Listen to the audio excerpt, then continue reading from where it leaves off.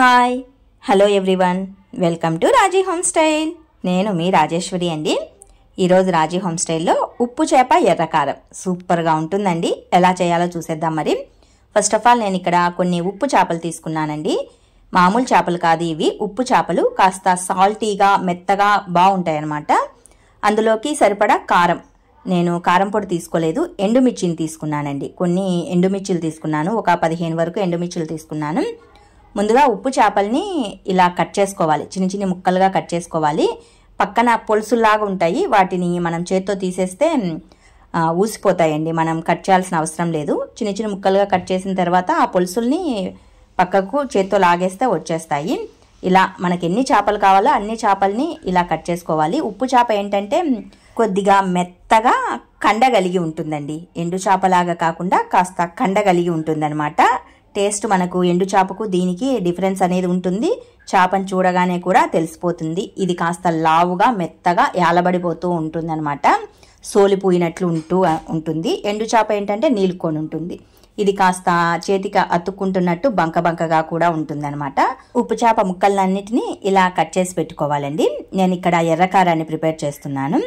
చిన్ని mixie jar తీసుకొని కొన్ని ఎండుమిర్చిని వేసేసుకొని కాస్త సాల్ట్ వేసుకొని 6-7 వరకు వెల్లుల్లిపాయలను వేసుకోవాలి. ఎండు కొబ్బరి వేసుకోవద్దండి, చాలా మంది ఎండు కొబ్బరి వేస్తారు. ఎండు కొబ్బరి వేస్తే టేస్ట్ అనేది చేంజ్ అవుతుంది. ఎండు కొబ్బరి లేకుండా ఇలా కారపొడిని, వెల్లుల్లి కారం అంటారు, ఇలా కారపొడిని తయారు చేసి పెట్టుకోండి. స్టవ్ పైన ఒక గుంతపాటి పెన్నం పెట్టేసుకోండి. పాత పెన్నం ఉంటే కనుక మరీ మంచిది. పాత పెన్నం పెట్టేసి ఇందులో ఉప్పు చేప ముక్కల్ని వేసేసుకొని దోరగా వేపుకోవాలి. మంచి కలర్ వచ్చేంత వరకు వేపుకోండి. ఎంత వేగితే చేప అనేది అంత టేస్టీగా ఉంటుందన్నమాట.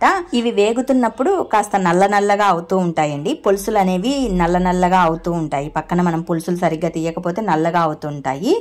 సో ఏం పర్వాలేదండి, కొద్దిగా నల్లగా అయినా కూడా ఏం పర్వాలేదు. మంచిగా వేపుకోండి. వేపుకున్న తర్వాత చల్లారిన తర్వాత కొన్ని వాటర్ వేసేసుకొని క్లీన్ చేసేసుకోండి. వేడి మీద ఉన్నప్పుడు వాటర్ వేయొద్దు, చేప అనేది సవిసిపోయినట్లు ఉంటుంది, టేస్ట్ చేంజ్ అవుతుంది. సో చల్లారిన తర్వాత ఇలా శుభ్రంగా కడిగేసి ఒక ప్లేట్లోకి తీసుకోవాలి. స్టవ్ పైన ఇంకొక ప్యాన్ పెట్టేసి అందులో ఒక 3 నుంచి 4 టేబుల్ స్పూన్ల వరకు ఆయిల్ వేసుకోండి. ఆయిల్ కాస్తంత ఎక్కువగానే వేసుకోండి. చేప ఆయిల్లో వేగితే మంచి టేస్టీతో ఉంటుంది. ఆయిల్ హీట్ అయిన తర్వాత శుభ్రంగా కడిగి పెట్టి ఉంచుకున్న చేప ముక్కల్ని వేసుకోండి. నేను ఇక్కడ ఉప్పు చేప తలకాయల్ని కూడా వేసానండి. మేము తలకాయలు కూడా తింటాము. కొద్దిమంది తలకాయలు తినరు. తినని వాళ్ళు తలకాయలు తీసేసుకొని జస్ట్ బాడీ పార్ట్ని మాత్రమే వేసుకోవచ్చు. ఇలా ఆయిల్లో కాసేపు వేయింపుకోవాలి. జస్ట్ ఒక 4 to 5 మినిట్స్ పాటు చక్కగా వేగిన తర్వాత స్టవ్ ఆఫ్ చేసేసుకొని కారపొడిని యాడ్ చేసేసుకోండి. వెల్లుల్లి కారం ప్రిపేర్ చేసుకున్నాం కదా, ఆ కారపొడిని వేసుకుంటే సూపర్ టేస్టీతో ఉంటుందండి. చేపలన్నీ తిన్న తర్వాత ఆయిల్లో వేగిన ఎర్ర కారంతో కూడా మనం రైస్ తినచ్చు, అంత టేస్టీతో ఉంటుందన్నమాట. అందుకే ముందుగానే చెప్పాను, ఆయిల్ని కాస్తంత ఎక్కువగా వేసుకోండి. కారం పొడి ఆయిల్లో వేగిందంటే కనుక టేస్ట్ సూపర్గా ఉంటుందన్నమాట. ఏదైనా పప్పుచారు, పప్పు, రసము ఇలాంటివి చేసుకున్నప్పుడు ఈ ఉప్పు చేపను నంచుకొని తింటే కనుక మంచి టేస్టీతో ఉంటుందండి. ఇది మర్చిపోలేని అనుభూతి అనమాట. ఉప్పు చేప ఎర్రకారం అనేది మా రాయలసీమ స్పెషల్. ఇది ఉప్పు చేప పప్పుచారు అనేది నానుడి మాట.